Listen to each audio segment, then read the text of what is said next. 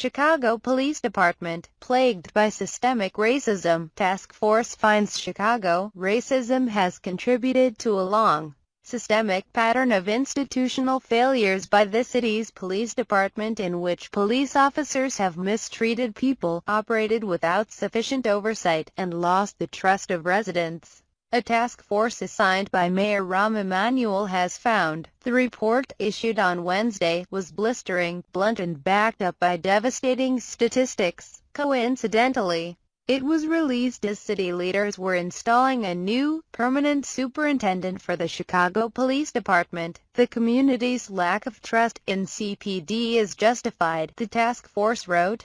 There is substantial evidence that people of color, particularly African Americans, have had disproportionately negative experiences with the police over an extended period of time. The report gives validation to complaints made for years by African American residents here who have said they were unfairly targeted by officers without justification on a regular basis.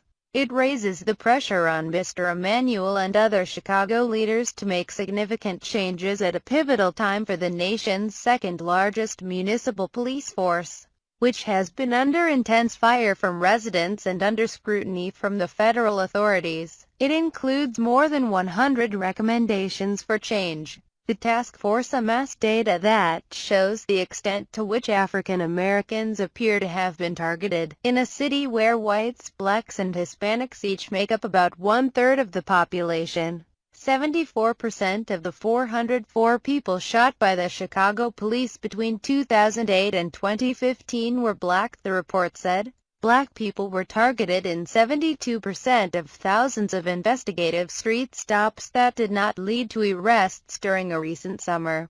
3 out of 4, 76% of people on whom Chicago police officers used taser guns between 2012 and 2015 were black, and black people made up 46% of police traffic stops in 2013. CPD's own data gives validity to the widely held belief the police have no regard for the sanctity of life when it comes to people of color, according to the report, a draft summary of which was first reported in the Chicago Tribune on Tuesday afternoon. Stopped without justification, verbally and physically abused, and in some instances arrested, and then detained without counsel. That is what we heard about over and over again, the task force wrote. The stinging findings come at a particularly troublesome time here, as violent crimes have increased this year and as police morale is reported to have sunk. The task force was given its assignment late last year, after the release of a graphic dashcam video showing a white Chicago police officer, Jason Van Dyke, fatally shooting a black teenager, Laquan McDonald, along a Chicago street.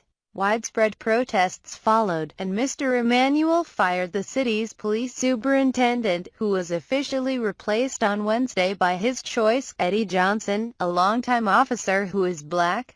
The Justice Department has since announced an investigation into the department's patterns and practices, which is still underway. The task force members, chosen by Mr. Emanuel, were racially diverse, with professional backgrounds in social work, law and government. Lori Lightfoot, the president of the Chicago Police Board, was chairwoman of the group, and the panel was advised by Deval Patrick, the former Massachusetts governor who spent part of his childhood in Chicago. The other members were Randolph Stone, a clinical professor of law at the University of Chicago, Sergio E. Acosta, a former federal prosecutor, Victor Dixon, who leads an organization that helps former inmates, Joseph Ferguson, Chicago's Inspector General, Maurice Klassen, a former prosecutor, Alexa James, a licensed clinical social worker, and Sybil Madison Boyd, a psychologist who works with urban youth. On Wednesday, before the report was released, Mr. Emanuel said he had not yet seen it, but that his general attitude was to be open to look at everything they say. Mr. Emanuel said he was not surprised by the suggestion of racism, and that he wanted to work through those issues. I do not really think you need a task force to know that we have racism in America.